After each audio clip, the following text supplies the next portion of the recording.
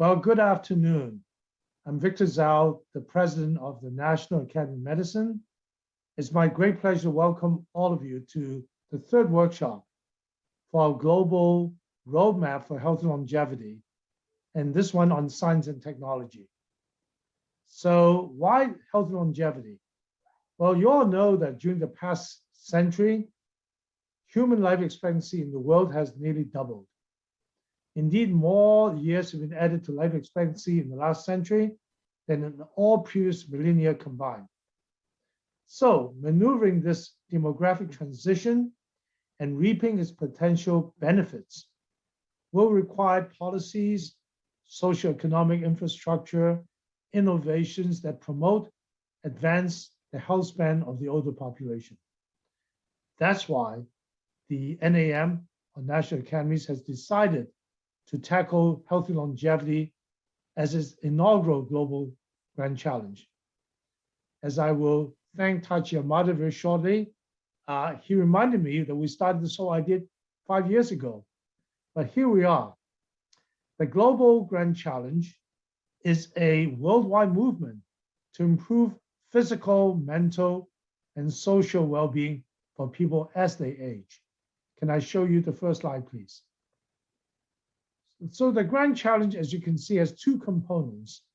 One is a competition shown on the right, which is a multi-year international competition that accelerates breakthroughs in health and longevity through a series of awards and prizes.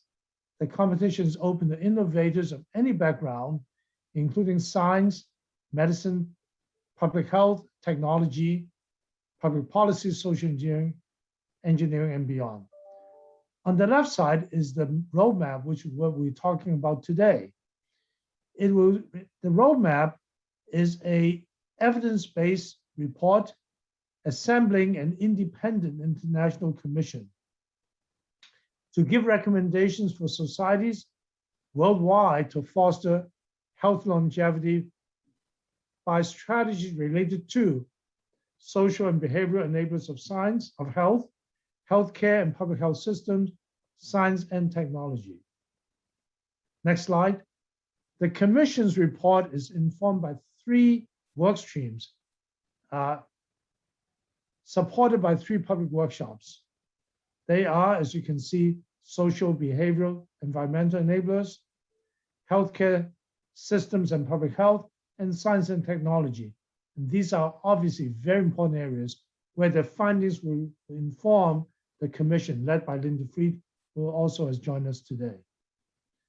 The first workshop on social, behavioral, and environmental enablers took place in DC in 2019.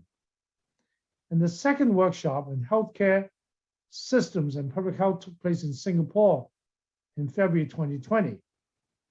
Now, this third workshop was supposed to take place in Japan almost a year ago, but it had to be canceled because of COVID-19.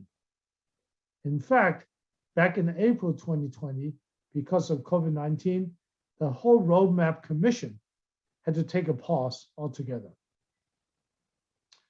You know, this past year, COVID has provided many lessons, especially on the vulnerability of the older population and the importance of physical and mental well-being of this population. So after a year's pause, we're now restarting this project, but with a sharper focus on the challenges and opportunities to improve health and quality of life of the world's aging population. And you know, there's no better place to begin this focus than this belated third international workshop on science and technology, because COVID-19 emerging lessons highlighted the particularly important roles that technology and digital advances have had on longevity. So this 2-day public workshop served as a key part of evidence development for a roadmap. It will consider transformative advances in science and technology, implement these advances to enable healthy longevity, and identify opportunities and gaps in the field. So to do this, we'll explore research, development across basic, clinical, pharmaceutical, social, behavioral sciences, bioengineering, information technology, and others. and also look at incentivizing research in these areas. As always, we urge everyone to consider these topics with an eye towards equity. How can we use science and technology to build accessible, equitable, health-promoting societies across the world? And the special role of science and technology that can play. So before we begin the first session, I really want to have a special thank to Tachi Amada and also Ann Arts. They are the planning committee co-chairs, but I would say Tachi actually is one of the founders of this initiative. They've been so patient. We tried to get this workshop done a number of times in Japan, then we say, let's do it in the fall, and finally we are here today, but in a virtual format. I want to thank the entire planning committee, again, for their creativity, including Eric Verdon, who will be speaking, Tom Chern, Mahmood Khan, Hidonori Arai, Bob Topper, Hiroki Nakatani, Chen Lee, Michelle Grimm, Joe Coughlin, and Horiyasu Iso. I also want to thank members of the International Committee chaired by John Wong and Linda Fried, and also the Oversight Board.